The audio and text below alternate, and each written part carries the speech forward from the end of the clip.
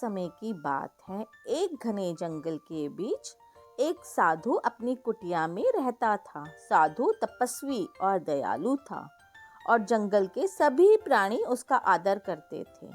एक दिन एक चूहा उसकी कुटिया के पास आया, डर और घबराहट से कांपता हुआ। साधु ने पूछा, हे छोटे प्राणी, तुम इतने घबराए क्यों हो? चूहा बोला, महाराज, एक बिल्ली मेरे पीछे लगी है, उससे मुझे बचा लीजिए। साधु को चूहे पर दया आ गई। उसने अपने मंत्र बल का प्रयोग किया और चूहे को बिल्ली के लिए अदृश्य कर दिया। बिल्ली वहां से निराश होकर चली गई। चूहा खुश हुआ और साधु का धन्यवाद किया।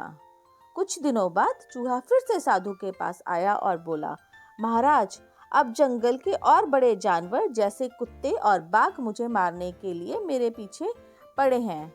आप ही मेरी रक्षा कर सकते हैं। साधु ने सोचा कि ये छोटा प्राणी हमेशा भय के साए में जीता है। उसने चूहे को अपने मंत्र बल से एक बिल्ली बना दिया ताकि उससे किसी और प्राणी का भय न रहे। चूहा अब एक शक्तिशाली बिल्ली बन गया। कुछ समय बाद वो बिल्ली फिर से साधु के पास आई और कहा, महाराज, अब मैं एक बिल्ली हूँ, लेकिन बाघ और शेर मुझे खाने की कोशिश करते हैं। कृपया मुझे और शक्तिशाली बना दीजिए। साधु ने सोचा और उसे एक बाघ बना दिया। अब वो चूहा एक बाघ के रूप में अपना जीवन जीने लगा। जो चूहा कभी एक डरपोक प्राणी था, एक ताकतवर बाघ बन चुका था। लेकिन अब उसका स्वभाव भी बदल गया था। उसमें घमंड और अहंकार आ गया था। एक दिन उसने सोचा, साधु तो मुझे अपनी शक्ति से वश में रखते हैं। अगर मैं उन्हें ही खत्म कर दूं तो मैं पूरी तरह स्वतंत्र हो जाऊंगा।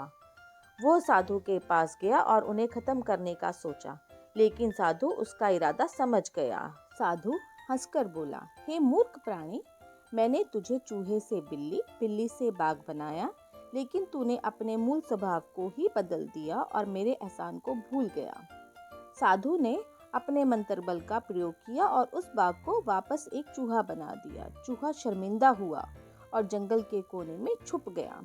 तो बच्चों, इस कहानी से हमें ये शिक्षा मिलती है, एहसान का सम्मान करना चाहिए और कभी भी अहंकार में अपने हित कर्णधारता को नहीं भूलना चाहिए। जो एहसान फरामोश होता है वह अपनी असली स्थिति में वापस आ ही जाता है। ऐसी और वीडियोस देखने के लिए हमारे चैनल को लाइक करें, शेयर करें और सब्सक्राइब करें।